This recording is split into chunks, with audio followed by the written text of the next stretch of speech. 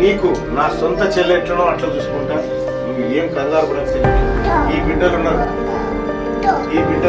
ఇప్పుడే మేము అందరం నాయకులు అనుకున్నాం.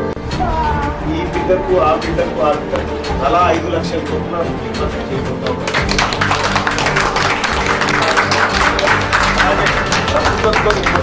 ప్రభుత్వంతో కొట్లాడి ఎట్టి పరిస్థితుల్లో నీకు ఇల్లు ఇప్పించేటువంటి